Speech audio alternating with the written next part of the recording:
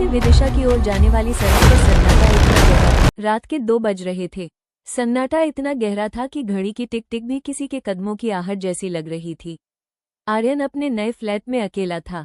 शहर के शोर से दूर ये पुरानी इमारत काफी सस्ती मिल गई थी, लेकिन आज उसे समझ आ रहा था कि क्यों। अचानक उसके बेडरूम के दरवाजे पर हल्की सी दस्तक हुई। टक टक टक। आर्यन की नींद खुल गई। उसने सोचा शायद हवा होगी। वो फिर से सोने की कोशिश करने लगा, तभी उसे अपने बिस्तर के नीचे से किसी के सांस लेने की आवाज सुनाई दी। एक लंबी, ठंडी और भारी सांस। उसका शरीर डर से पत्थर हो गया। उसने हिम्मत जुटाई और धीरे से बेड के नीचे झांकने के लिए सिर झुकाया। वहाँ कोई नहीं था। राहत की सांस लेते हुए जैसे ही वो सीधा हुआ, उसकी नजर सामने वाले आईने पर पड़ी। आईने में वो अकेला नहीं था। उसकी परछाई के ठीक पीछे एक धुंधली सी आकृति खड़ी थी, एक औरत जिसके बाल चेहरे पर बिखरे थे और उसकी आंखें पूरी तरह सफेद थी। वो औरत आईने के अंदर से आर्यन की तरफ हाथ बढ़ा रही थी। डर के मारे आर्यन चिल्लाया और कमरे की लाइट जलाई। लाइट जलते ही वो आकृति गायब हो गई। आर्यन को लगा कि यह शायद उसका भ्रम है, लेकिन तभी उसे महसूस हुआ कि उसका गला अंदर से सूख रहा है। वो पानी पीने के लिए किचन की ओर भागा। किचन के स्लैब पर धूल में किसी ने उंगलियों से कुछ लिखा था। तुमने लाइट क्यों जलाई? अब मैं तुम्हें देख नहीं पा रही, पर मैं यही हूँ। तभी अचानक बिजली चली गई। अंधेरे में उसे अपने कान के पास वही ठंडी आवाज सुनाई दी। मिल गए।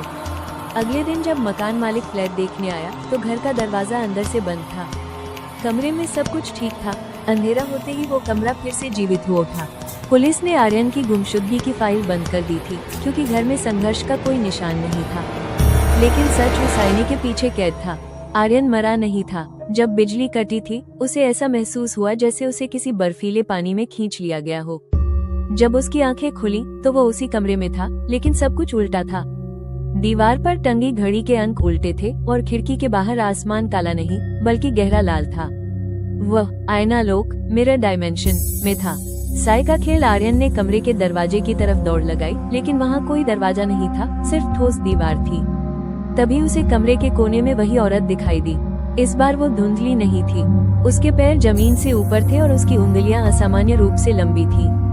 उसने अपनी फटी हुई आवाज में फुसफुसाया, एक जाता है तभी दूसरा आता है। अब तुम्हारी बारी है मेरा चेहरा बनने की। खौफनाक सच। आर्यन को समझ आया कि वो औरत असल में कोई भूत नहीं, बल्कि इस फ्लैट की पहली किराएदार थी जो सालों पहले इसी तरह गायब हो गई थी। वो अब आर्यन के शरीर का इस्तेमाल करके असली दुनिया में वापस जाना चाहती थी। जैसे ही उसने आर्यन की गर्दन की तरफ हाथ बढ़ाया, असली दुनिया में आईने के बाहर मकान मालिक एक नया आईना लगाने के लिए कमरे में दाखिल हुआ। अंदर आर्यन आईने को अंदर से पीट रहा था, चिल्ला रहा था। बाहर मकान मालिक को शीशे पर सिर्फ हल्की सी धुंध दिखाई दे रही थी। अंतिम कोशिश। आर्यन ने देखा कि मकान मालिक पुराने आईने को उतारकर जमीन पर रखने वाला है। उसे पता था कि अगर यह आईना टूट गया तो वो हमेशा के लिए इस उल्टी दुनिया में फंस जाएगा। उसने अपनी पूरी ताकत जुटाई और आईने के उस पार मकान मालिक के हाथ पर अपनी उंगलियों से दबाव बनाया। बाहर की दुनिया में मकान मालिक को अचानक महसूस हुआ कि आईना अजीब तरह से गर्म हो रहा है। उसने डरकर आईना छोड़ दिया। कड़क। शीशा टूटा नहीं, लेकिन उसमें एक बड़ी दरार पड़ गई।